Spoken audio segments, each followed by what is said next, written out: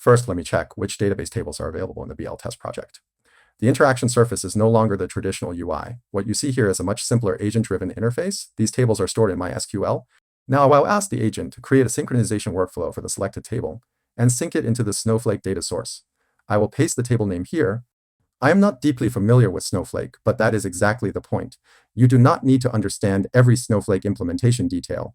In WhaleStudio, you can build the data warehouse workflow directly from this interface. The agent will create the workflow, bind the data source, and prepare it for release. In the past, this process was much more complex. You had to create a workflow, configure a schedule, and build the canvas manually. On the canvas, you would drag in a source node, select the data source, choose the database, select the table, and click through each step.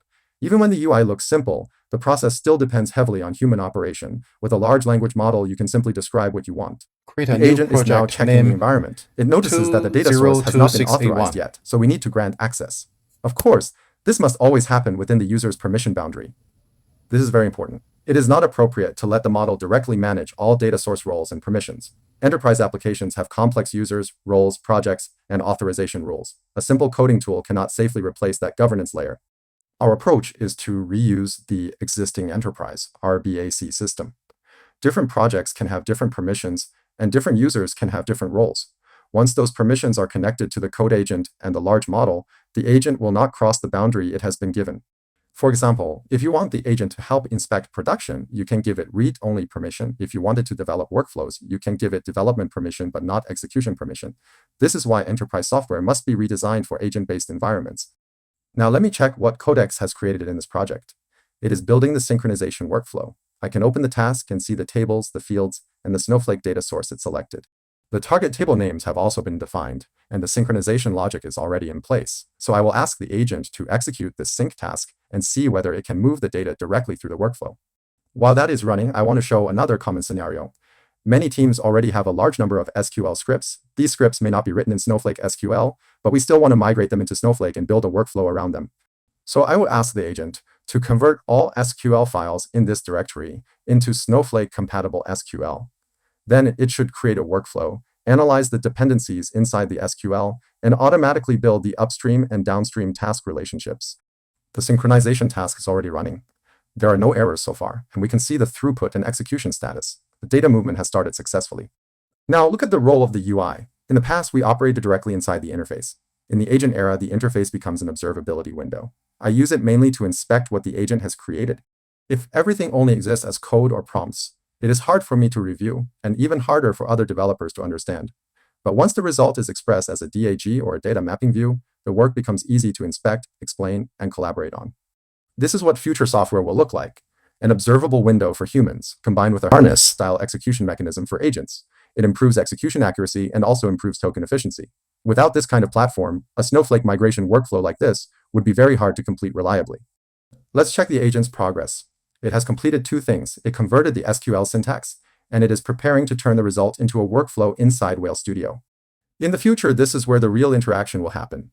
Data engineers will no longer need to master every new database, every new synchronization method, or every SQL dialect by hand. The platform helps remove them from repetitive, dirty work. The agent has created the workflow. I will take it offline for a moment and format it so it is easier for humans to read. Now we can clearly see the SQL tasks and their dependency relationships. I noticed one issue. I did not provide a naming standard. Next time, I should write these coding rules into Agent Markdown, for example. Each task name should be based on the target table name. If I had to rename every task manually, it would be tedious. Instead, I can simply ask the agent to change all workflow task names to the format task_target table. This shows the difference from traditional development. Before, we wrote SQL, dragged DAG nodes, connected dependencies, and configured schedules. Now those steps can be generated and adjusted by the agent. The agent also created a new version of the workflow. WhaleStudio records every modification as a version, so changes can be tracked. If the agent markdown is better prepared next time, I will not need to make these adjustments repeatedly. I can also ask the agent to improve descriptions and comments, so the workflow becomes even easier to review. Now the task names have been corrected, and the target tables look right. Next, I will ask the agent to execute the workflow and debug it. If there are errors, it should diagnose them and make the workflow executable. The first run often exposes issues. Some SQL may not be fully compatible with Snowflake, and I may not know the exact syntax myself. That is fine. The agent can inspect the error, adjust the SQL, and continue debugging. The workflow has been triggered, and it is running. As a human, I do not need to control every detail. I mainly watch the execution status and check whether the overall process is behaving correctly. The workflow has now completed. Every task has executed successfully. I do not need to read every log line myself. The agent can analyze the logs for me. The result is success. Now I will ask the agent to list the tables in the database so we can verify what has been created in Snowflake. Even if I am not familiar with Snowflake syntax, the agent can help bridge that gap. Let me also open Snowflake directly and check whether the data has landed. I am not very familiar with this interface, but in Database Explorer, we can see that the table has already been created and loaded. The data preview confirms that the records are already there. Even if the Snowflake UI is unfamiliar, this is not a blocker because the agent interface and the cloud database are operating on the same underlying system. You do not need to relearn everything from scratch. You can keep using the SQL patterns you know and let the agent convert them into the cloud-compatible dialect you need. For example, I am more familiar with MySQL than Snowflake, but the agent can translate the logic into a Snowflake-compatible form and make it work in the cloud environment. In this scenario, I do not need to focus on every database detail. I only need to focus on the business task I want to complete. You can also turn common development patterns into skills. Based on WhaleStudio harness mechanism, you can define skills, naming conventions, task rules, scheduling rules, and coding standards in Agent Markdown. Then the agent can reuse those rules every time. For data engineers, this removes a huge amount of dirty work.